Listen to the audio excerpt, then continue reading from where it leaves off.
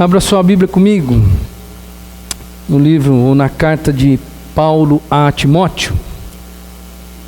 Primeira carta a Timóteo, capítulo 5, versículo 8.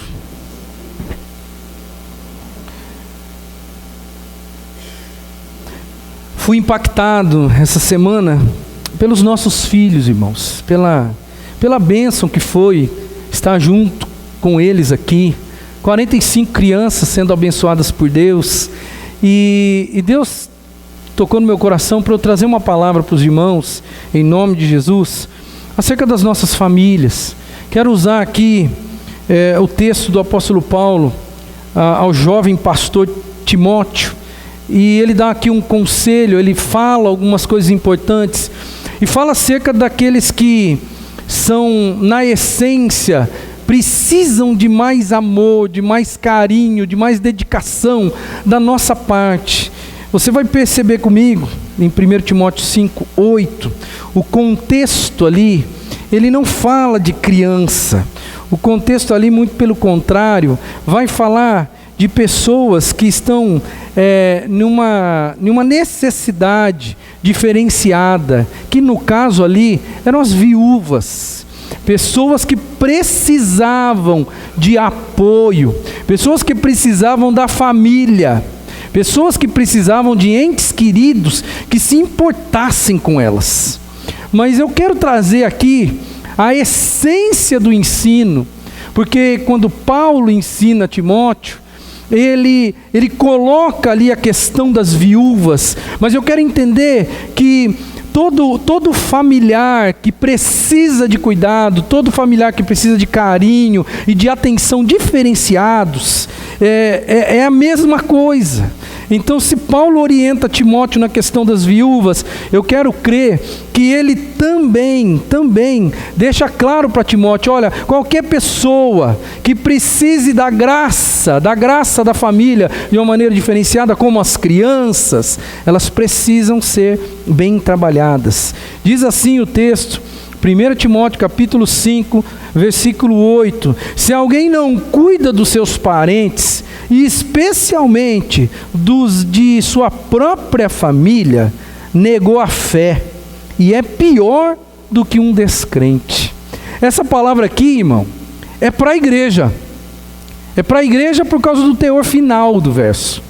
Porque o apóstolo Paulo deixa muito claro: olha, se vocês aí da igreja, se vocês desprezam ou não cuidam dos seus parentes, principalmente daqueles de dentro da sua casa, vocês negaram a fé, e vocês são piores do que os descrentes. Então, se o apóstolo usa essa temática contraditória, usando a figura dos descrentes, é porque ele está falando para pessoas cristãs.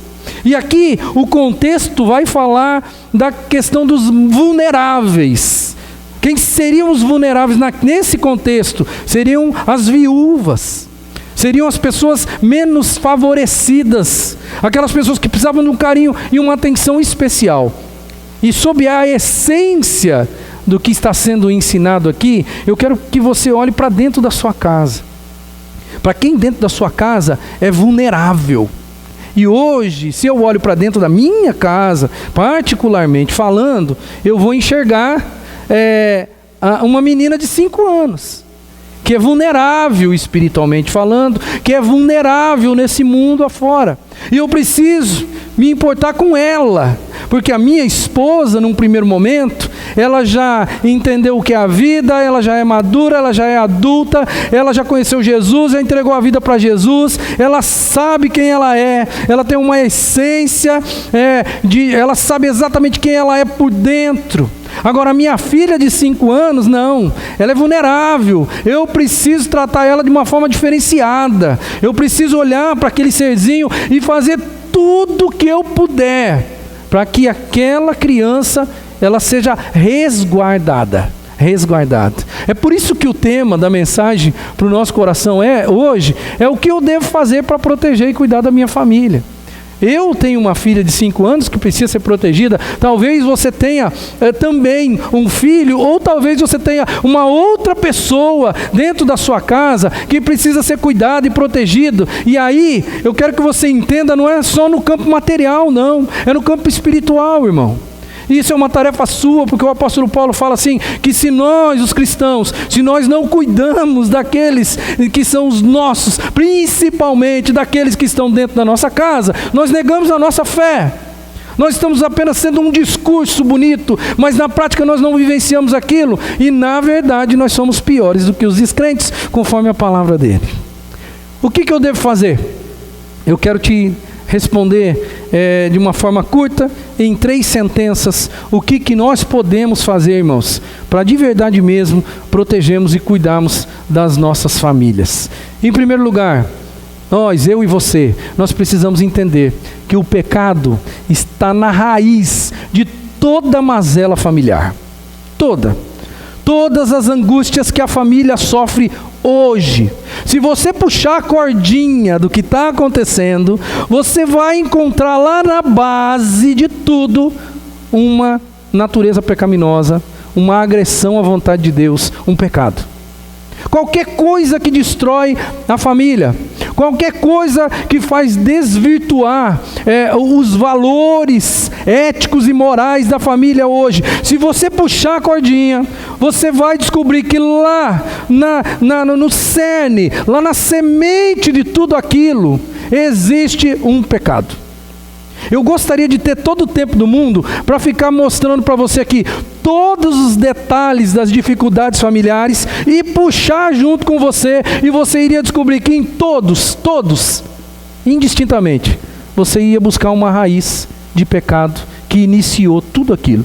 Mas eu não tenho tempo para isso, e eu vou olhar pelo menos 5 coisas que a gente enxerga hoje, dentro desse primeiro tópico, 5 coisas que a gente enxerga hoje no mundo moderno e que é uma mazela familiar, traz dores para a família, traz sofrimentos para a família, mas quando você puxa, você vai descobrir que existe ali uma contradição à vontade de Deus, vontade absoluta de Deus na vida da gente.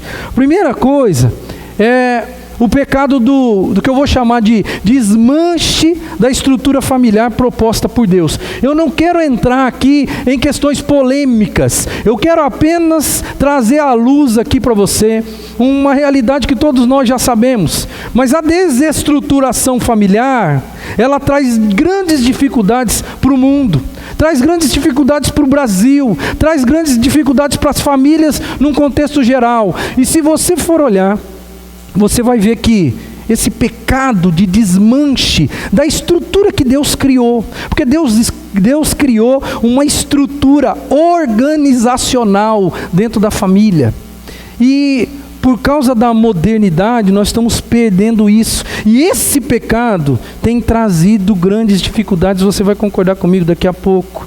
Efésios no capítulo 5, versículos 22, 25 e 28, diz o seguinte: mulheres, sujeitem-se aos vossos maridos como ao Senhor, pois o marido é o cabeça da mulher, como também Cristo é o cabeça da igreja, que é o seu corpo, do qual ele é o Salvador. Assim como a igreja está sujeita a Cristo, também as mulheres estejam em tudo sujeitas a seus maridos. E aí vem a contrapartida: maridos, amem suas mulheres, assim como Cristo amou a igreja e entregou-se a si mesmo por ela.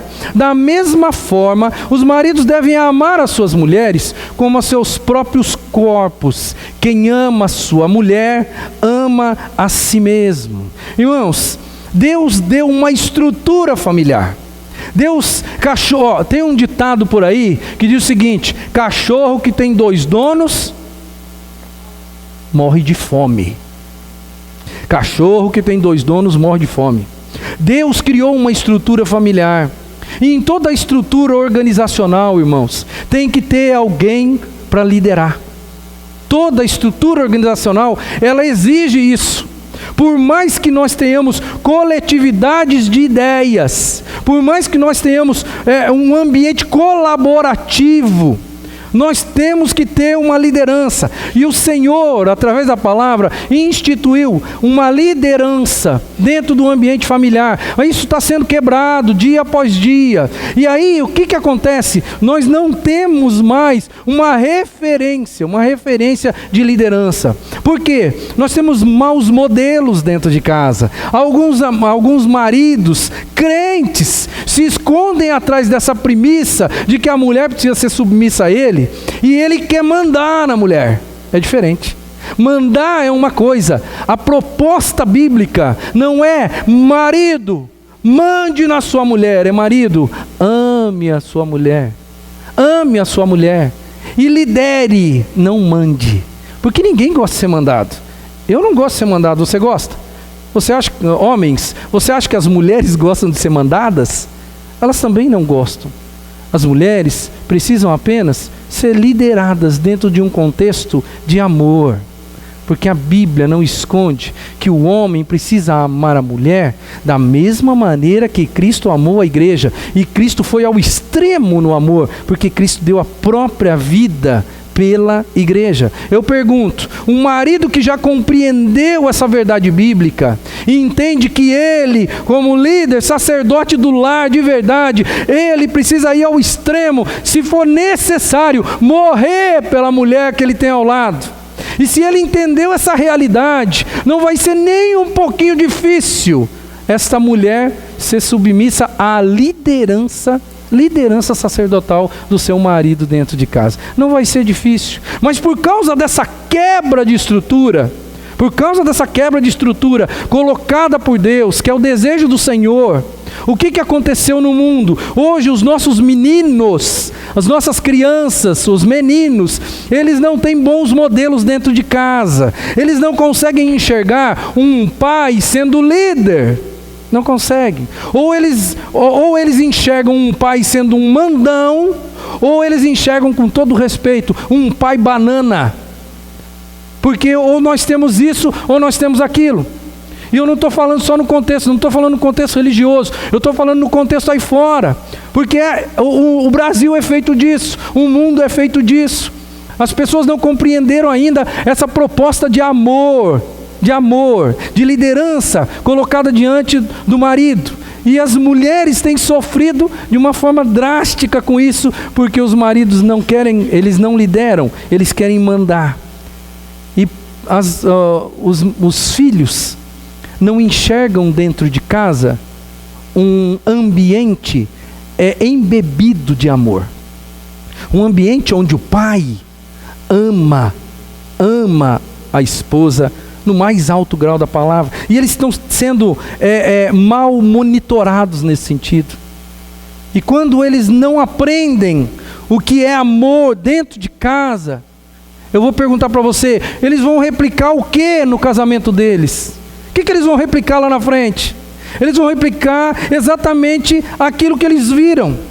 E nós estamos vivendo uma sucessão de gerações onde os pais e as mães não se entendem, porque não conseguiram entender essa essência proposta pela palavra de Deus, de um marido que ama e de uma mulher que acaba se deixando ser liderada, porque ela está envolta a um ambiente de amor tão poderoso, que ela tem coragem de dizer, eu vou com este homem, aonde este homem determinar, porque ele me ama, ele é capaz de morrer por mim. Essa estrutura, e dessa maneira Deus criou a família. E a gente vê aí fora o quê? Nós vemos duas pessoas, dois agentes dentro de casa, homem e mulher, lutando por poder. Não é isso que a gente vê hoje? Lutando por poder, batendo cabeça, querendo um matar o outro para ter poder dentro de casa. Ou às vezes, quando infelizmente tem um pai banana, a mulher obrigatoriamente tem que assumir a rédea do negócio. E isso não é propósito de Deus, nem aqui e nem em qualquer outro lugar. Quando a gente desmancha isso, quando a gente comete o pecado de desmanchar essa estrutura, a gente não está se ligando, mas a gente está sofrendo coisas amargas, dificuldades amargas, porque a gente quebrou isso. Quebrou isso. E a gente está sofrendo com isso. As meninas também acabam não tendo bons modelos, porque olham para o pai, não conseguem enxergar um pai que ama a mãe, olha para a mãe, vê uma mãe lutando por poder dentro de casa, porque não se sente amada. E o que acontece na cabeça dessa pequena criança, que está ali enxergando o mundo pela primeira vez, absorvendo tudo que está sendo passado ali, vivenciado no dia a dia? O que acontece?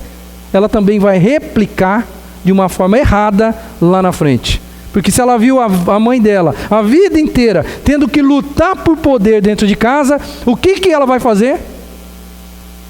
Se ela quiser entrar no casamento, o que talvez já vai ser uma dificuldade para ela. Falou, casamento? Não, peraí. Não sei se eu quero esse negócio. Não sei se eu quero esse negócio. Porque o que eu vi meu pai e minha mãe passar dentro de casa, eu não quero esse negócio para mim. Se ela conseguir passar essa barreira, ela já vai chegar dizendo assim, olha, aqui é o seguinte, aqui é eu e você no mesmo nível aqui, tá ok?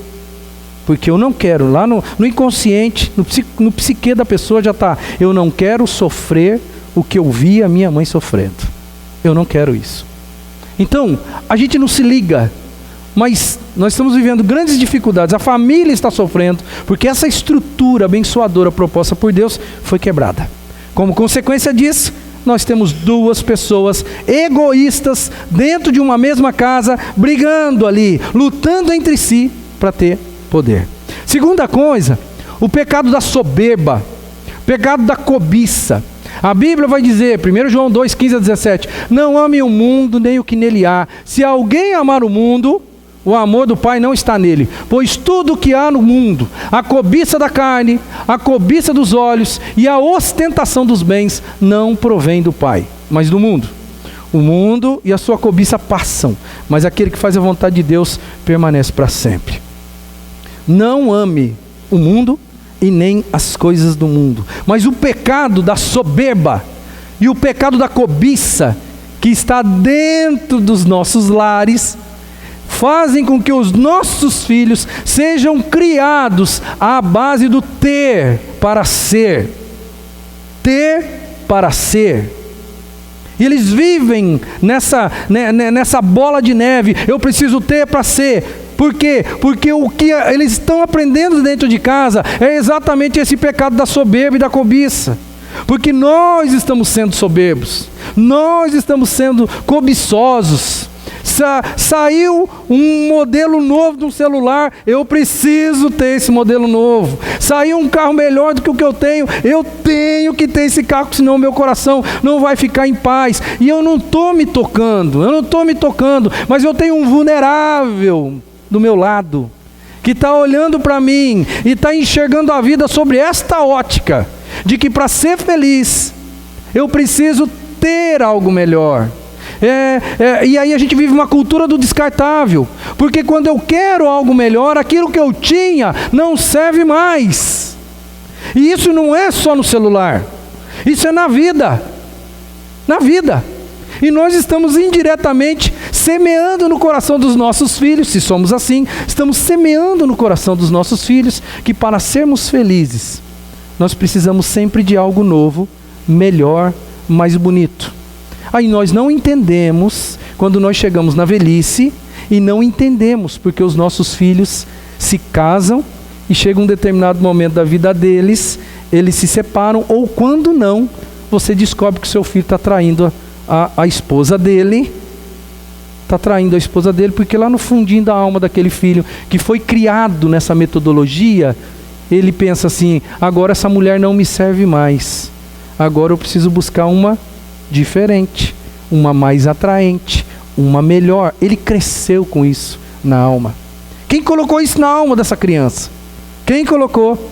É o pecado da soberba e da cobiça, que a gente não se liga, mas nós vivenciamos isso de uma maneira muito sutil, irmãos, muito sutil. Nós estamos ensinando sem saber que estamos ensinando, mas assim estamos fazendo. Nós estamos aí com um problema existencial econômico, um foco totalmente desvirtuado. Quando a Bíblia vai dizer, olha, a cobiça da carne, a cobiça dos olhos e a ostentação dos bens não provém de Deus. Não provém de Deus, isso não é de Deus. Aquilo que você cobiça porque você deseja, porque o teu corpo quer, aquilo que você cobiça porque os teus olhos veem, e você quer ter, aquilo que você quer ostentar, quer dizer que tem. A Bíblia vai dizer, com todas as letras aí, 1 João 2, 15 a 17, isso não vem de Deus. E aqueles que estão amarrados a isso, ou seja, presos, eles não estão no amor do Pai. Preste atenção como está sendo a sua vida, porque você tem um vulnerável dentro da sua casa, que está observando como é a sua conduta, e talvez você não está se ligando, mas está caindo nesse pecado. A terceira coisa, os pecados relacionados à sexualidade fora do casamento, ou fora da vontade de Deus, porque a Bíblia também orienta isso. Há tempo para todas as coisas nesse mundo. A Bíblia fala do casamento, da bênção do casamento, e o Hebreus capítulo 3, versículo 4 diz assim: venerado seja entre todos um matrimônio e o leito sem mácula, porém aos que se dão à prostituição e aos adúlteros Deus os julgará. A família hoje está sofrendo as influências perniciosas, irmãos, de uma cultura brasileira permissiva e promíscua. A família está sentindo isso. Nós estamos vivendo isso. Quando a Bíblia vai dizer assim, ó, abençoado é o leito sem mácula, sem mancha, sem pecado. Nós estamos vivendo um turbilhão no Brasil e no mundo. E aí eu pergunto, de onde esse negócio saiu? De onde essa promiscuidade saiu? De onde essa perversidade sexual saiu? De onde esse modelo que a gente está enxergando aí no mundão, de onde ele saiu? Vagarosamente ele saiu de dentro das nossas casas, porque é ali que nós ensinamos nossos filhos. Não houve nenhum movimento apologético de grande peso, de massa, que levou a população a mudar os rumos dos nossos avós para agora. O que houve foi uma mudança gradativa de valores, que foi acontecendo dentro das nossas casas, sem que nós percebêssemos, mas aconteceu. E esse pecado de sexualidade fora da vontade de Deus, ele está trazendo consequências desastrosas, irmãos. Eu trago aqui algumas notícias, algumas dessas notícias aqui eu vou confessar para você, são velhas. Tem ponto aqui que você não vai acreditar, mas é de 1994. 5 milhões de abortos são praticados no Brasil anualmente. Isso não é dado de agora. Isso é dado de um tempo atrás. Eu vou perguntar para você, por que existem tantos abortos? Porque existe o pecado relacionado à falta e à falha na questão do entendimento da sexualidade. E isso é trabalho da família. Isso a gente como pai e mãe precisa fazer, e fazer bem feito. Não é só isso não. Você sabe muito bem, você liga a televisão e vê comigo, né? Milhares e milhares de meninas vão se prostituir hoje à noite, para sustentar um filho ou para sustentar um vício. Milhões e milhões de meninas neste país, hoje à noite, vão vivenciar isso. De onde veio essa desestruturação? De onde veio tamanha covardia, crueldade? Porque quando a gente pensa em menina, às vezes você fica pensando em uma menina de 17, de 18 anos, de 19, de 20, mas não é a realidade. Você sabe, porque você vê e assiste os jornais junto comigo, você sabe que essa é a realidade de crianças, às vezes de 12 anos, de 11 anos de idade, que estão aí perdidas no mundo. A revista Veja, de 1994, ela disse o seguinte: 90% dos jovens brasileiros se casarão não sendo mais virgens. Em 1994, quanto você acha que é hoje esse percentual? Tudo pecado relacionado à sexualidade fora da vontade de Deus. E nós estamos colhendo os frutos. Estamos colhendo os frutos disso.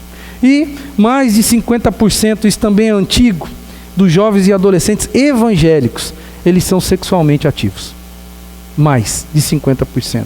E isso não é pesquisa recente não, é coisa de muito tempo atrás. Ou seja, nós não estamos nos dando conta, mas nós precisamos proteger a nossa família, porque o pecado está na raiz de toda a mazela familiar. Ou nós abrimos os nossos olhos, ou nós cuidamos dos nossos filhos e tentamos mostrar para eles uma realidade diferente, abençoadora, ou nós vamos ser parte das estatísticas, da crueldade das estatísticas, porque nós vamos sofrer com os nossos filhos sofrendo. E, por último, dentro desse primeiro tópico aqui, ou melhor, por último, é o quarto, o pecado da falta do fruto do Espírito, na hora da resolução dos conflitos dentro da sua casa. Tem fruto do Espírito na hora em que o bicho pega dentro da sua casa? Tem. A Bíblia vai dizer, Gálatas 5, 22, 23, o fruto do Espírito é amor, alegria, paz, paciência, amabilidade, bondade, fidelidade, mansidão e domínio próprio. O apóstolo Paulo vai dizer, contra essas coisas não há lei. E ele diz para mim e para você, quem tem o Espírito Santo de Deus, tem o fruto do Espírito. E se tem o fruto do Espírito, na hora que as coisas esquentam dentro da sua casa, na hora em que você quer matar o seu cônjuge, né? Um dia, eu já falei isso para você, mas vale a pena lembrar hoje aqui, né? Lembra que um dia eu disse que um pastor perguntou, uma ovelha perguntou para o pastor, pastor, o senhor nunca quis bater na sua esposa? Aí ele virou e falou assim, não, eu não. Mas matar... Na hora que o negócio fica feio lá dentro da sua casa, na hora que o pau quebra, na hora que a coisa fica difícil, eu vou perguntar para você, impera dentro do seu lar, na hora da dificuldade, o fruto do Espírito. Ele fala mais alto, ele mexe com a sua consciência, ele te transforma ali, naquele momento que você está irado, ele te dá domínio próprio. Irmãos, nós cometemos o pecado de não deixarmos o Espírito Santo tomar conta de nós. Nós queremos dar uma de espiritual na hora do culto, queremos dar uma de espiritual na hora de um testemunho, nós queremos dar uma de espiritual em vários momentos da nossa vida, principalmente dentro dos ambientes religiosos. Mas sabe quando um crente mostra que ele é dominado pelo Espírito Santo de Deus de verdade? É quando ele tem domínio próprio. É quando ele sabe reconhecer o momento de se calar. É quando ele sabe que a partir daquele momento, naquela briga familiar, ele precisa parar tudo, respirar um pouco e dizer, Espírito Santo de Deus, tem misericórdia de mim e arranca esse desejo pecaminoso de dentro de mim. Todos nós vivenciamos, irmãos, tempos onde o pecado toma conta da nossa vida de uma forma tão grande que nós colocamos o Espírito Santo lá num cantinho.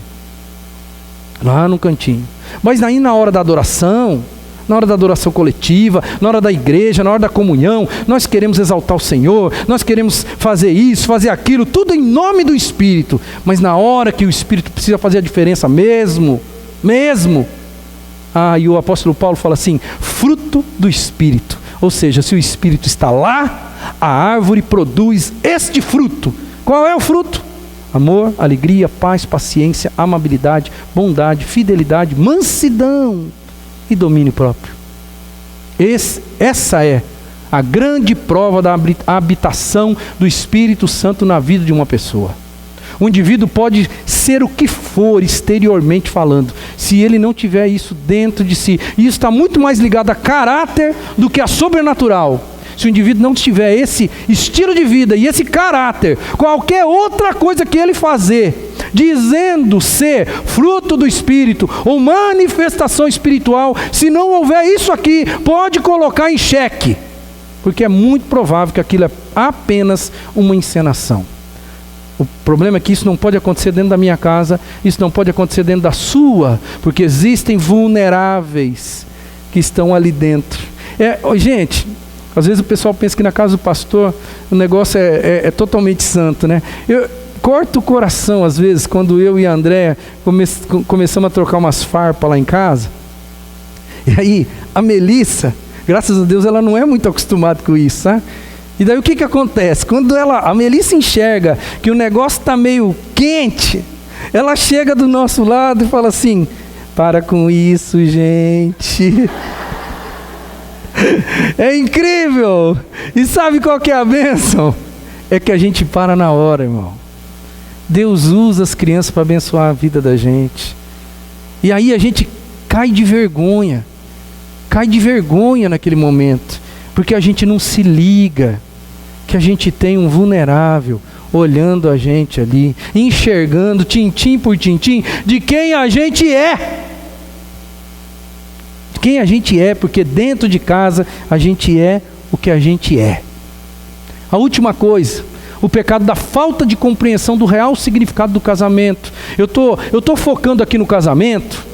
Por quê? Porque eu estou pensando em família e eu estou pensando em criança. Então eu tô jogando aqui as coisas concernentes a casamento. Me entenda, porque tem 1 milhão de pecados aqui, milhões de mazelas que nós poderíamos puxar. Mas eu só estou focando um pouco na questão familiar. Marcos capítulo 10, 7 a 9 diz: por essa razão o homem deixará pai e mãe, se unirá à sua mulher, os dois se tornarão uma só carne. Assim, eles já não são dois, mas sim uma só carne. Portanto, o que Deus uniu, ninguém o separe. Por que no meio evangélico, o índice de separações é muito semelhante ao meio não cristão? Na média, 35% dos casamentos se desfazem, tanto no ambiente secular, mundano, quanto dentro da igreja. Porque a igreja ainda não percebeu que comete um pecado, e um pecado assombroso quando faz esse tipo de coisa. Como resultado disso, nós temos aí hoje milhões e milhões de filhos de um só. E quando nós temos filhos de um só, o que acontece na vida da nossa família, irmãos? A gente tem uma criança que vive de saudades, uma criança que vive com carências afetivas profundas, uma criança que vive frustrada, porque qualquer outro tipo de modelo familiar para a criança não serve. Qualquer outro tipo. Por que isso acontece? Porque nós não compreendemos o real significado do casamento. Biblicamente falando, abençoado por Deus, o que Deus uniu, não separe o homem. É claro que Deus é misericordioso, irmão. Eu nunca me esqueço de que quando Adão e Eva cometeram um pecado no jardim do paraíso, no jardim do Éden, Deus, depois de ir lá acertar contas com eles, depois de castigá-los, depois de dar as consequências do pecado, Deus fez para Adão e Eva uma roupa. Não fez? Deus fez para cobrir a nudez de duas pessoas que agora têm vergonha uma da outra por causa da nudez. E Deus, Ele repara isso. Deus é misericordioso, Deus é gracioso, irmão. Deus perdoa qualquer pecado seu. Porque talvez você vai falar assim: poxa, pastor, eu sou divorciado. Eu quero dizer para você, Deus te perdoou, irmão.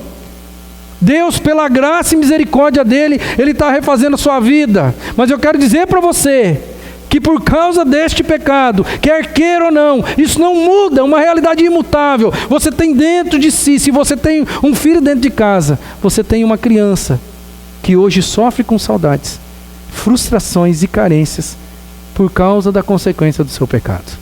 E nada no mundo vai mudar isso. Porque quando Deus disse para Adão e Eva, certamente agora vocês vão morrer, o que tem acontecido desde aquele dia para cá? A humanidade tem morrido. Tudo isso, irmão, tudo isso, porque nós não estamos entendendo que todas as mazelas familiares que nós temos hoje, se a gente puxar a cordinha, tem um pecado instaurado ali, que nos deu tudo o que nós temos hoje na nossa vida. Primeira coisa então, se você quer de verdade fazer alguma coisa para proteger e cuidar da sua família, entenda que o pecado está na raiz de toda a mazela familiar. Por isso eu digo para você, lute contra o pecado, irmão. Conheça a palavra de Deus para você saber o que é pecado.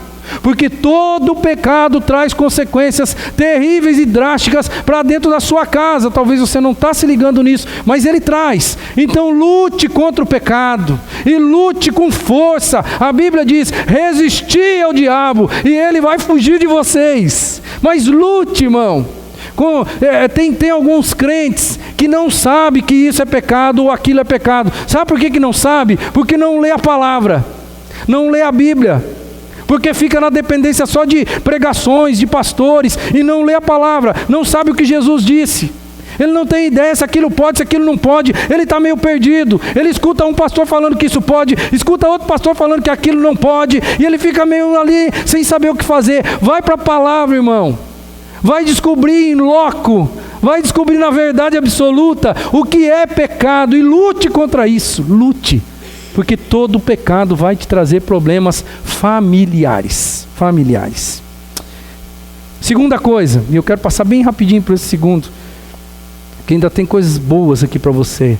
Se você quer cuidar e proteger da sua família, resgate o propósito supridor da sua família. Se hoje, irmãos, a gente tem tanta casa de reabilitação, não tem casa de reabilitação por aí? Casa de reabilitação para drogado, nós temos orfanatos que acolhem filhos. Nós temos, hoje a gente conversou sobre asilo, né? Graças a Deus, hoje tem alguns asilos que são praticamente um hotel. É uma coisa legal, uma coisa boa, uma coisa estruturada. Mas tem também os asilos, onde aqueles velhinhos são jogados ali, e eles não têm opção. Eles são jogados, a família não quer mais. Se você quer de verdade mesmo fazer diferença, cuidar e proteger da sua casa, resgate essa ideia de que a família ela é supridora. Se existe orfanato, se existe casa de recuperação para drogados, se existe lugares que obviamente precisam cuidar dos velhinhos porque a família não está cuidando mais, é porque a família parou de suprir. Em algum momento a família deu um breque, em algum momento a família errou. Então, se você quer cuidar da sua, comece a olhar para dentro da sua casa e comece a observar aonde é que nós paramos de suprir. Será que eu parei de suprir emocionalmente o meu cônjuge? Porque se você parou de suprir emocionalmente seu cônjuge, automaticamente você vai parar de suprir o seu filho. É só uma questão de tempo. É só uma questão de tempo. Se você dedica todo o amor para um lado só, o teu barco está meio capenga. Teu barco pode afundar. Porque quando você coloca o peso tudo para um lado só, o que acontece? Uma hora ou outra o negócio pode ir para aquele lado. Você precisa entender, família dentro de casa é lugar de suprimento. Suprimento emocional, suprimento espiritual, suprimento material. A família foi feita para suprir. E se ela não supre, é porque em algum ponto ela está deixando a desejar. Começa a dar uma olhadinha para ver como é que está a tua casa. E veja se alguma coisa não está errada. Terceira coisa que eu acho que é importante, eu preciso me conscientizar de que o maior e melhor suprimento que a família pode oferecer é o ensino bíblico. É daqui, irmãos, que eu pensei nessa mensagem para hoje. Porque quando eu vi as nossas crianças, as 45 crianças aqui, inocentes, com a cabeça propensa para receber o que lhe derem, quando eu vi aquelas crianças absorvendo o ensino bíblico, eu disse, a minha igreja precisa entender que isso daqui é a melhor coisa que nós podemos fazer para os nossos filhos. E eu quero dizer isso para você, pai de família. A melhor coisa que você pode fazer pelo seu filho é fazer com que ele aprenda os valores bíblicos. É você passar por cima de todas as suas dificuldades, todas, que hoje não são poucas, para você manter o seu filho no caminho. É na família, querido, que a gente aprende a se relacionar. É na família. E sabe como que a gente vai se relacionar certo ou errado? Porque uma coisa que a gente não foi criado, não foi trabalhado, nós não fomos educados, foi para resolver os nossos próprios conflitos. Por isso que nós temos tanta dificuldade no relacionamento conjugal, porque os nossos pais não nos ensinaram a resolver conflitos. E chega na hora do conflito, o que acontece? Uma salada. É um monte de facada para cá, é facada para lá, porque ninguém sabe parar, conversar, se relacionar de uma maneira educada e resolver os conflitos. Nós não sabemos isso porque os nossos pais não nos ensinaram. E infelizmente, se você não der um break nesse negócio, daqui a pouco é o seu filho replicando aquilo que você está vivendo hoje. E daqui a pouco é o seu neto replicando esse negócio. E isso nunca vai ter fim, irmãos. É lá no seio familiar que a gente aprende o que é certo e o que é errado. É ali dentro da nossa casa. Porque lá fora, irmãos, nós vamos aprender. Seu filho vai aprender lá fora. Eu aprendi tudo de ruim que um menino que viveu na rua nos anos 70, tudo de ruim eu aprendi lá fora. Tudo que você imaginar de ruim nesse mundo, você pode imaginar. Eu aprendi.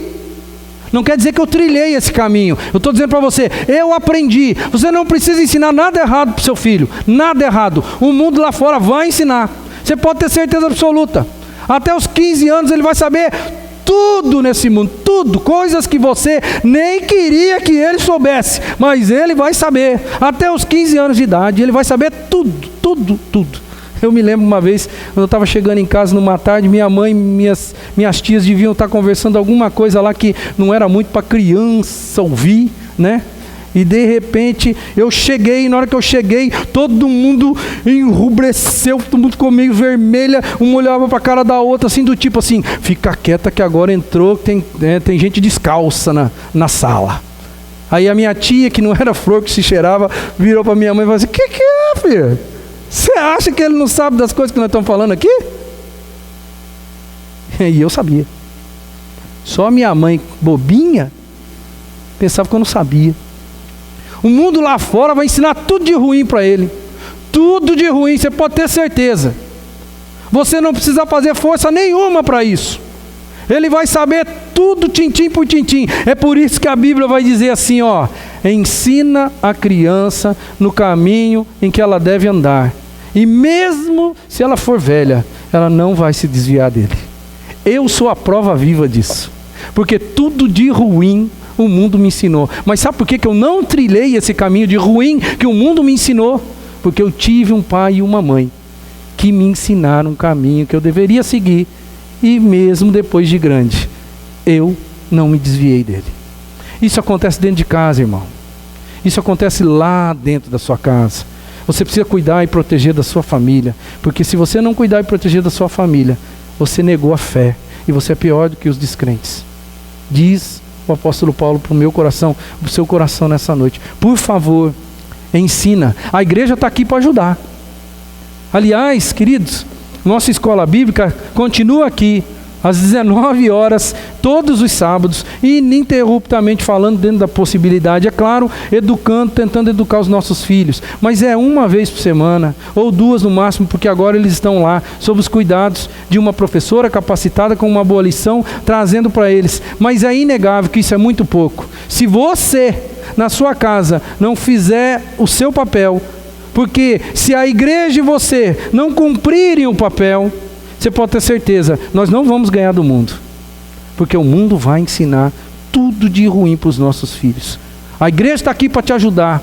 A igreja está aqui investindo no seu filho, fazendo tudo que a gente pode. Mas a gente não pode trazer o seu filho aqui. A gente não pode. Quem vai trazer o seu filho aqui é você, querido. É você.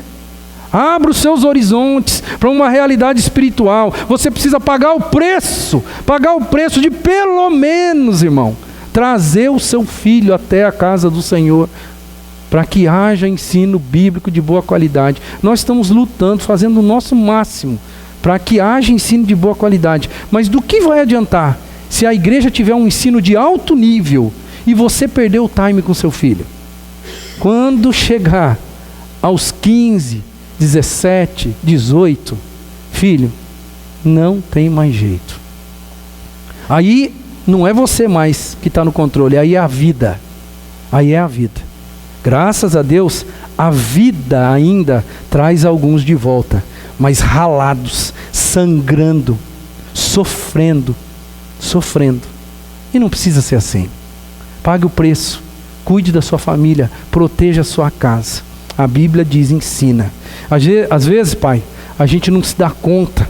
Eu vou colocar um videozinho agora para você.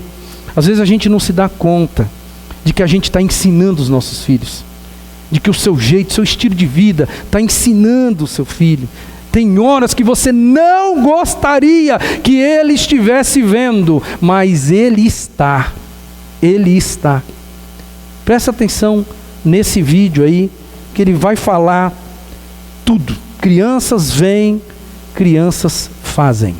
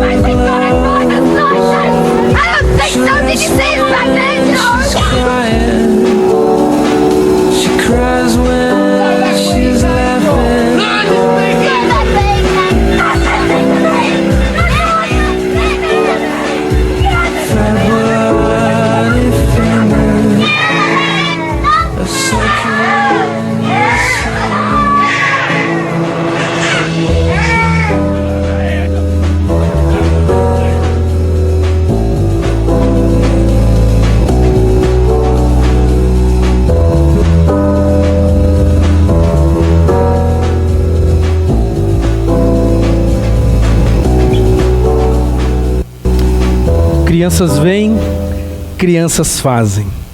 Alguém disse, não sei se isso é verdade, mas eu quero crer que tem um fundo bom de verdade nisso aqui.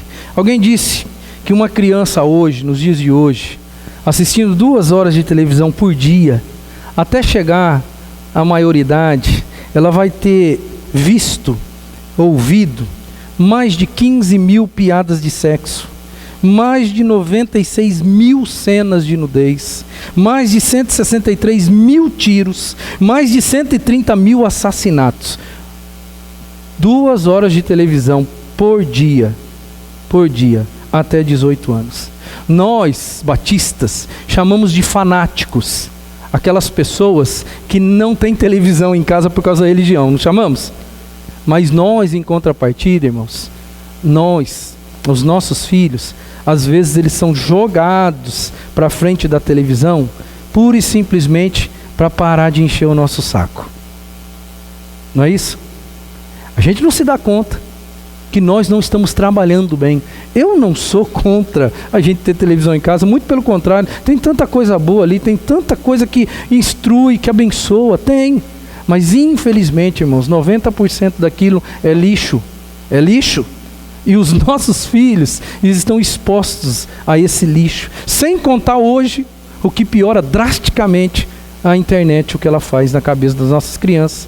E na maioria dos lares, e isso principalmente também dentro da família dos cristãos, na maioria dos lares, os nossos filhos hoje têm acesso irrestrito e total à internet. Na mão. Na mão. Um dia eu peguei a Melissa, ela fica jogando um joguinho totalmente inocente que a gente coloca, e no meio do joguinho, do nada, apareceu uma cena de sexo. Do nada. A glória de Deus é que eu estava do ladinho dela, naquele minuto, olhando para ela, brincando ali, encaixando os negocinhos. Daqui a pouco deu um corte, veio uma cena, foi instintivo. Mas do nada. A internet está aí. A internet está, eu não sei porque, eu não sei o que tem a cabeça de um ser humano que faz uma coisa desse tipo e coloca, eu não sei o que tem. E aí depois as pessoas vão dizer assim que, não, o diabo não existe. Diabo não existe, as forças do mal não existem. Eu não sei o que um ser humano em sã consciência ganha para fazer um negócio desse, atrelado a um brinquedo infantil na internet. Eu não sei. E aí vai dizer que não existe uma força maligna solta nesse mundo querendo acabar com todo mundo. Olha, querido, a família é a instituição mais importante da sociedade, é a família mais importante da igreja, porque quando a igreja tem famílias saudáveis, a igreja é saudável. Cuide bem da sua. Cuide bem da sua, porque a Bíblia já disse, se alguém não cuida dos seus, principalmente daqueles que são dentro da sua própria casa, este negou a fé e este é pior do que os descrentes.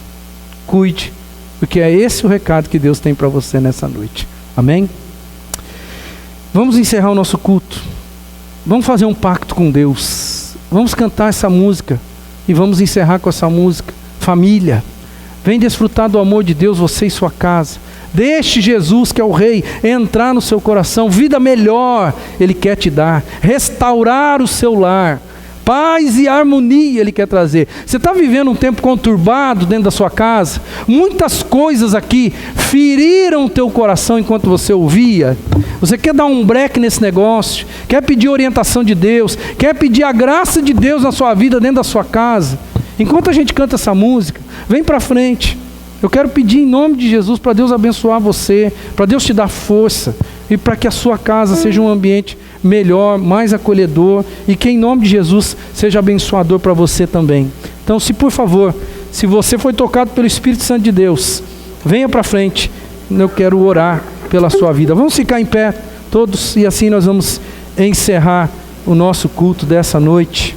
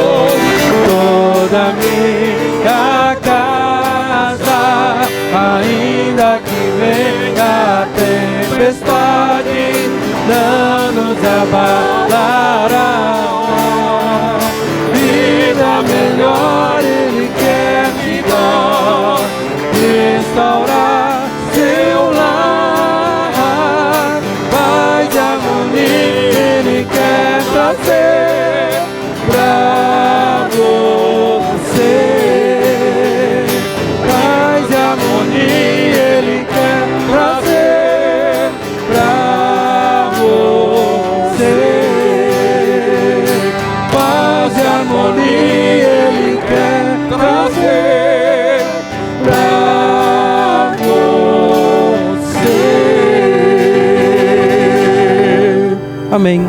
Você quer algo de Deus para sua família? Você precisa de algo de Deus? Vem para cá, eu quero orar com você. Você sente que alguma coisa nova precisa acontecer, tem algo que só Deus pode fazer pela vida da sua família, vem aqui, eu quero pedir a Deus pela sua vida. E conte com a igreja. A igreja está aqui para ajudar você. A igreja está aqui para fazer o que ela pode fazer por você e pela sua casa. Venha para cá, venha para cá. Mais alguém? Pode vir, aproveita. Aproveita que já tem gente aqui. É tão difícil ser o primeiro, né? É tão difícil a gente concordar que precisa. Tão difícil a gente aceitar, dizer assim, Deus tem que entrar na minha casa, Deus tem que mudar as coisas lá, porque eu não consigo. É tão difícil falar isso. Parece que é muito mais que um sentimento de fracasso. É a gente concordar que a gente não consegue, né? É muito difícil isso. A gente tem dificuldade com isso. Mas olha, querido, Deus quer mudar a realidade. Ele pode, você não pode. Você não pode mesmo. A gente não tem condição de fazer, mas Ele pode. Peça ao Senhor que a realidade que a gente cantou, cobre-me, Senhor, com as tuas mãos. Cobre-me, porque é só o Senhor que pode fazer. Vamos orar e vamos pedir a graça de Deus pelos nossos filhos e pelas nossas famílias. Senhor, é no teu santo nome, nome poderoso, nome digno de toda honra, de todo louvor, que nós estamos reunidos aqui nessa noite. Tem misericórdia do teu povo, que agora, Senhor, de uma forma humilde, chega diante do teu altar e diz, Senhor, eu não tenho condição, Senhor, eu não consigo, Senhor, eu falho, eu sou aquém daquilo que é a necessidade dentro da minha casa, eu não consigo, eu preciso em nome de Jesus da tua ajuda, Senhor, que em nome de Cristo, que o poder que vem dos céus recaia sobre a vida destes que estão aqui hoje, de uma forma muito humilde, dizendo para eles mesmos, e dizendo em alto e bom som para todo mundo que quiser ouvir, que eles precisam da tua graça. Tem misericórdia, Senhor, e dá aquilo que eles estão precisando, dá aquilo que eles não conseguem. Senhor, que em nome de Jesus eles possam perceber que a igreja está aqui porque era um plano e um propósito do Senhor, para que a igreja abençoasse a nossa casa. Eu peço em nome de Jesus que eles entendam essa preciosidade chamada igreja, que o Senhor nos presenteou e que tem lutado, Senhor, para proteger a família, tem lutado, Senhor, para fazer de nós pessoas melhores. Nos abençoa como teu povo.